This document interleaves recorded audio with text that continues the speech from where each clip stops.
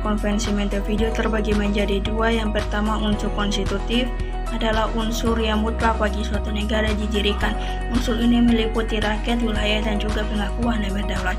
Yang kedua, unsur deklaratif atau unsur tambahan adalah unsur yang tidak mutlak bagi suatu negara didirikan, yang meliputi dua hal.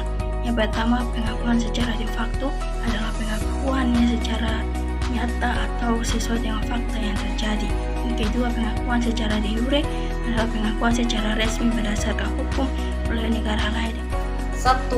Rakyat adalah semua orang yang berada di wilayah suatu negara. Rakyat yang biasanya dinyatakan dalam undang-undang pada hakikatnya adalah warga negara.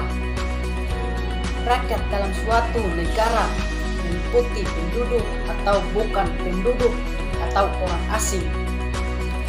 Penduduk terdiri atas warga negara dan bukan warga negara. Warga negara ada dua, yaitu warga negara asing atau warga negara keturunan.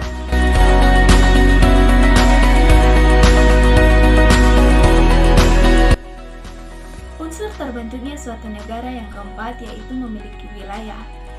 Wilayah adalah daerah yang dikuasai yang menjadi teritorial dari sebuah kedaulatan. Wilayah menjadi tempat rakyat menetap dan menjadi tempat pemerintah menjalankan urusan pemerintahan. Wilayah meliputi lautan, udara, dan ekstrateritorial pada masa lampau. Batas-batas wilayah dikelilingi kondisi fisik alam seperti sungai, gunung, dan lautan. Sedangkan setelah masa kolonialisme, batas-batas wilayah dibuat oleh negara yang menduduki daerah tersebut.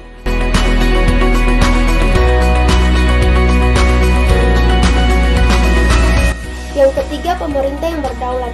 Kedaulatan sangat diperlukan bagi sebuah negara. Tanpa kedaulatan, sebuah negara tidak akan berdiri tegak. Negara tidak memiliki kekuasaan untuk mengatur rakyatnya sendiri, terlebih untuk mempertahankan diri dari negara lain. Oleh karena itu, kedaulatan merupakan satu unsur penting berdirinya negara. Jadi, pemerintah yang berdaulat adalah pemerintah yang mempunyai kekuasaan penuh untuk memerintah baik ke dalam maupun keluar.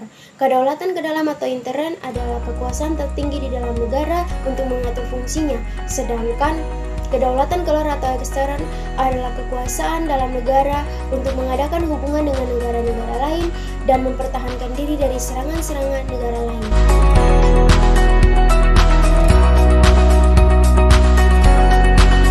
Adalah kesanggupan mengadakan hubungan dengan negara lain. Pengakuan dari negara lain adalah unsur terbentuknya negara secara deklaratif. Suatu organisasi atau masyarakat politik dapat dikatakan sebagai negara apabila memenuhi unsur-unsur.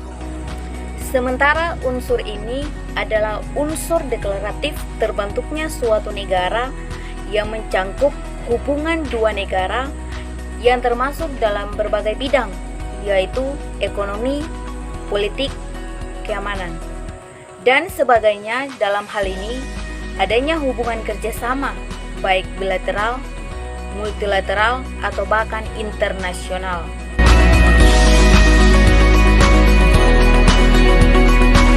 Pengakuan dari negara lain.